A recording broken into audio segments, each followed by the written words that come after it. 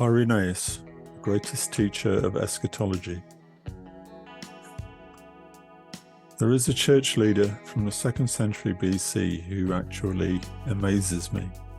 His name is Irenaeus, and not only was he one of the greatest teachers of eschatology ever, he also had a habit of being right about everything. He wasn't afraid to argue with the church leaders in Rome. He had been taught by Polycarp, who was a student of John the Apostle. Consequently, Irenaeus believed his authority came directly from Jesus. Neither Irenaeus nor Polycarp thought Rome's leading clerics were above serious errors. Writing about 300 AD, Eusebius of Caesarea records that both Polycarp and Irenaeus had disagreed with bishops of Rome over the controversy around the celebration of Easter. I'm pointing this out to show that this man would never have agreed to the infallibility of the Pope or any other of the errors that were coming into the Roman Church. Irenaeus saw all the false teachings coming into the Church and warned about them, in particular the rise of Gnosticism. The Gnostics, many of whom were based in Alexandria, basically made stuff up and then produced scriptures that followed their beliefs. This is where we get the Alexandrian texts that are used in modern Bible translations. He also spoke of many other things. Very often we hear people say that standard things that the Church has taught since its inception are modern false teachings. I've heard people say this about the rapture, the tribulation, the millennium, speaking in tongues, and so on and so on. Irenaeus was close to the time of Acts and to the early apostles. He gave sound teaching and opposed false teaching. Here is one of his teachings on the gift of tongues, which some modern teachers say was only for the time of the apostles.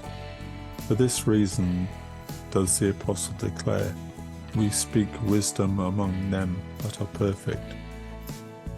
1 Corinthians chapter 2 verse 6. Terming those persons perfect who have received the Spirit of God, and who through the Spirit of God do speak in all languages, as he used himself also to speak.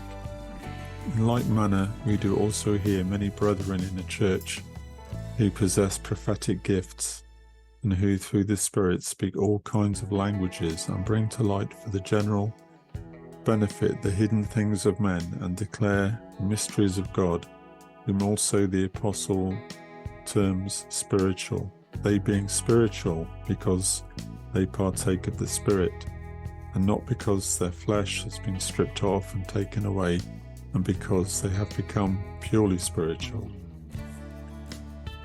That's taken from Against Heresies, Book 5, Chapter 6, verse 1. Irenaeus was a Greek church leader who lived from about 130 AD to 202 AD. Originating from Smyrna, he had seen and heard the preaching of Polycarp, who had seen and heard the teaching of the Apostle John. Irenaeus therefore had a close connection to sound apostolic teaching, uncluttered by much of the unsound doctrine that quickly invaded the church with the death of the apostles. He is best known for his work Against Heresies, which countered the religious beliefs of the Gnostics, who were calling themselves Christian but were actually inventing new doctrines. For example, many of them believed that all material things were evil. The God of the Old Testament, they said, created the material universe, and therefore he was evil. Jesus and his Father were seen as spiritual beings and therefore good. Irenaeus is known for countering such false teachings, and taught that Jesus was a physical man as well as being the Son of God. In the next video, we will look at Irenaeus' teachings about the end times and demonstrate that he was a sound teacher of eschatology.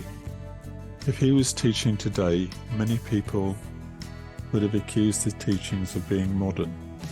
My purpose here is to show that his teaching has been standard Christian teaching from the time of the apostles.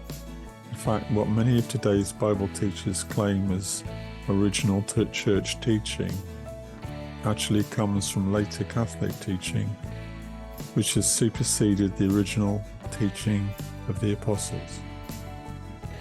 Thank you for listening. If you found this video interesting, you can find more information at prophecy-workshop.com.